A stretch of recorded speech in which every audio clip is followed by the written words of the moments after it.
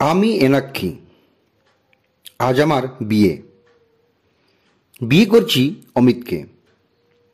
Amit gazetted officer. বনেদি পরিবার ওদের। বলতে গেলে বেশ অবস্থাপন্ন ঘর। অমিতের বাবা মা দুজনেই চাকরি করতেন। বর্তমানে দুজনেই রিটায়ার পারসন। কলকাতায় নিজস্ব বাড়ি হলেও গ্রামের বাড়ি বর্ধমানে।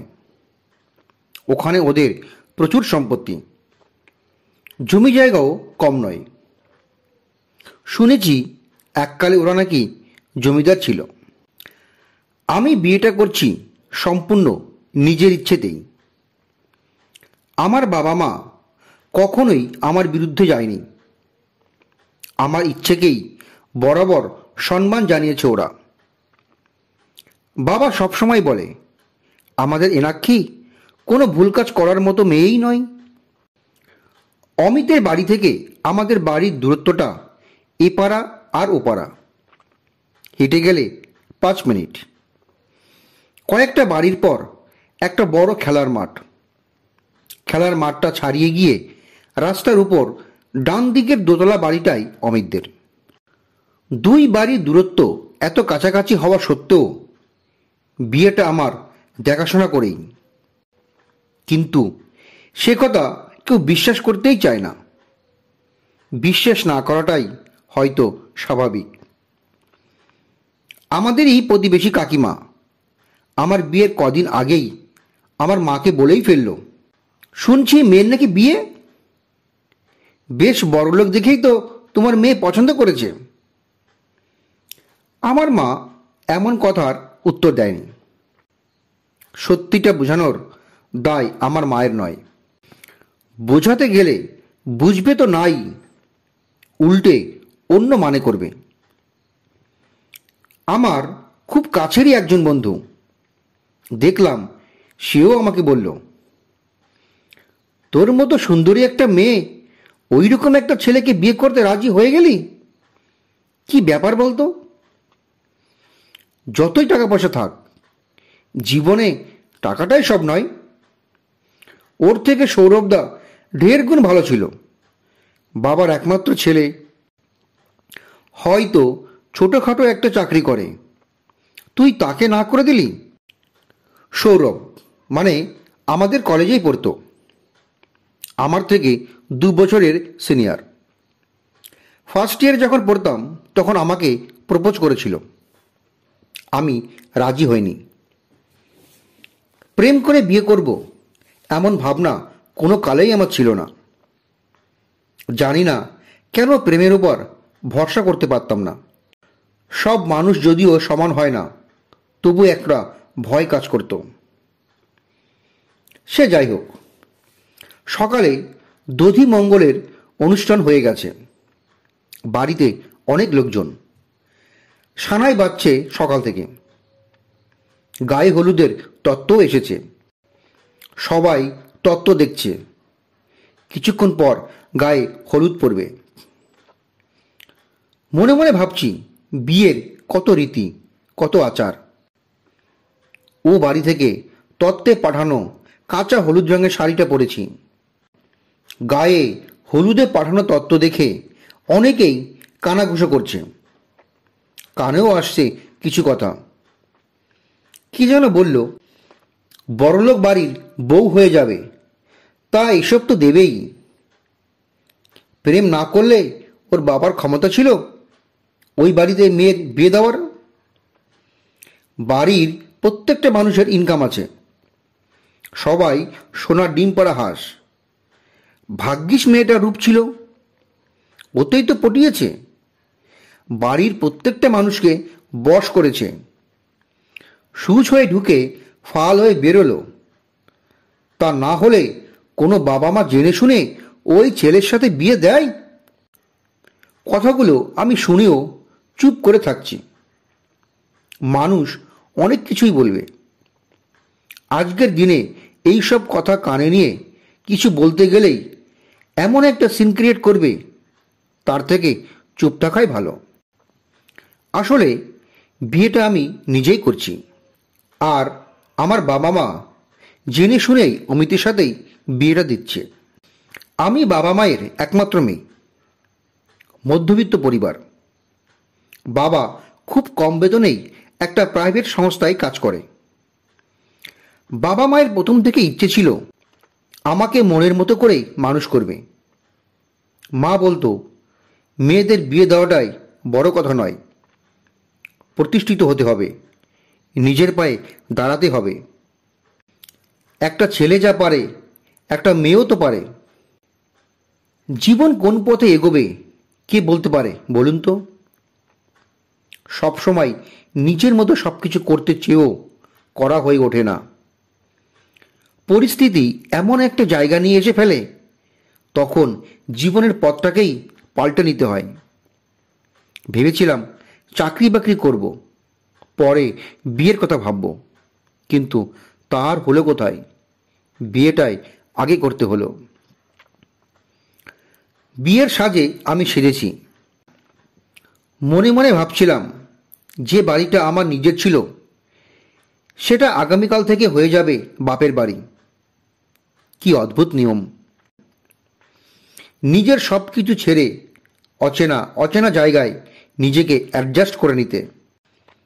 যে মানুষগুলো কেউ কখনোই ছিল না তাদেরকে নিজের ভাবতে হবে। ভগবান বোধহয় মেয়েদের মধ্যে আপন করার ক্ষমতা দিয়েই পৃথিবীতে পাঠান, তাই কত সহজেই পরকে আপন করে নিতে পারে মেয়েরা। তবে আমার ক্ষেত্রে ব্যাপারটা একটু আলাদাই। যে বাড়িটা আমার শ্বশুরবাড়ি হবে সে বাড়িটা আমার কাছে অচেনা অজানা নয়। বাড়ির মানুষজন সকলকেই আমার চেনা। তারপরেও বলবো, অমিতের সাথে বিয়েটা আমার দেখাশোনা করেই।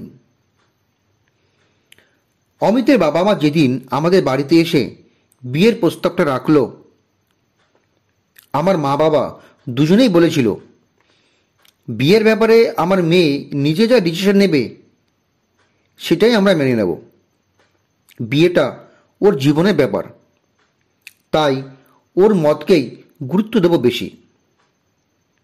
মা বলেছিল, ওর ইচ্ছে চাকরি না পেলে বোধহয় বিয়ে করবে না। অমিতের বাবা বলেছিল, চাকরি করবে সে তো ভালো কথা, বিয়ের পর সে তো আমার বাড়ি থেকেই করতে পারবে। আমি আড়াল থেকে সব কথা শুনছিলাম। একটা বড় চ্যালেঞ্জ হয়ে গিয়েছিল আমার কাছে, কোনটা আগে, চাকরি না বিয়েটা? বিয়ের ব্যাপারে অমিতের মা আমার সাথে কথা বলেছিল ওদের বাড়িতেই, যেহেতু ওদের বাড়িতে আমি যেতামই। আমি ওনাকে কাকিমা বলেই ডাকি। ওনার কথাবার্তা এতটাই ভালো, আর এত ভালো ব্যবহার, ওনাকে আমি ভীষণ রেসপেক্ট করি। উনি যখন বললেন, এনাক্ষী, তোমাকে জোর করব না, বিয়ে ব্যাপারটা সম্পূর্ণ নিজের কাছে, তুমি একবার ভেবে দেখো, মন যদি সায় দেয় তাহলে আমাকে বলো, আর যদি সায় না দেয় তাহলে কিছু করার নেই, সেটা আমাদের দুর্ভাগ্য বলেই মেনে নেব। সব কিছু ভেবে দেখলাম, বিয়েটাই আগে। আমি কথা দিই কাকিমাকে, আমি বিয়েতে রাজি। যাই হোক, 7-5 কথা ভাবতে ভাবতে সময় যে কীভাবে পেরিয়ে যায় কে জানে। বাড়ি ভর্তি লোকজন, সানাই বাজছে। আমি তখন বিয়ের মণ্ডপে। 7 পাক ঘোরার পর মালা বদল, হস্তবন্ধন, বিয়ের যাবতীয় রীতি পালন করে শেষ পর্বে এলো সিঁদুর দান। সিঁদুরটা পরিয়ে দেওয়ার সঙ্গে সঙ্গেই পুরোহিত মশাই অমিতকে বললেন, লজ্জা বস্ত্রটা দিয়ে মুখটা ঢেকে দাও এবার। আমার পাশেই তখন বসেছিল রুদ্র। রুদ্র আমার দিকে তাকিয়ে বলল, মাসিমণি, তোমাকে সিঁদুর পরিয়ে দিতে আজ খুব সুন্দর লাগছে। রুদ্র মানে অন্তরাদির ছেলে। আমি রুদ্রকে পড়াতাম। রুদ্র আমাকে মাসিমণি বলেই ডাকে। অন্তরাদির প্রথম দিনেই ওকে শিখিয়েছিল, আন্টি নয়, তুমি মাসিমণি বলেই ডাকবে। তারপর থেকে রুদ্র আমাকে মাসিমণি বলেই ডাকে। রুদ্রর এই মাসিমণি ডাকটার মধ্যে আমি যেন কেমন একটা টান অনুভব করতাম। অন্তরাদি আমাকে বলতো, জানো এনাক্ষী, আমার কাছে একদম পড়তে চায় না, তোমার কাছে যতটুকু পড়তে চাই ততটুকুই। দাদু ঠাকুমা তো নাতি অন্তঃপ্রাণ, একটু মারলে ধরলে ছুটে আসে, বলে অত শাসন করে পড়াতে হবে না, বড় হলে ও সব ঠিক হয়ে যাবে। আমি একা সামলাতে পারি না।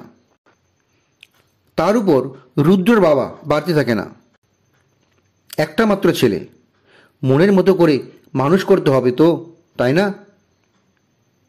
আমি বলতাম, ঠিকই তো, পড়াশোনাটা তো করতে হবে। অন্তরাদি বলতো, তুমিই আমার একমাত্র ভরসা, তোমার কথাই ও শুনে চলে। দুষ্টুমি করলে ওকে যদি বকি, জানো কি বলে? বলে তোমার থেকে মাসিমণিই বেশি ভালো, আমাকে একদম বকে না। আমি অন্তরাদির কথা শুনে হাসতাম। একদিন অন্তরাদি বলল, আমার নিজের কোনো বোন নেই, বুঝলে নাকি? তোমাকে দেখে নিজের বোন বলেই মনে হয়, তুমি তো আমার নিজের দিদিই হয়ে গেছো। মনের কত কথা শেয়ার করো, যেন দুই বোন আমরা।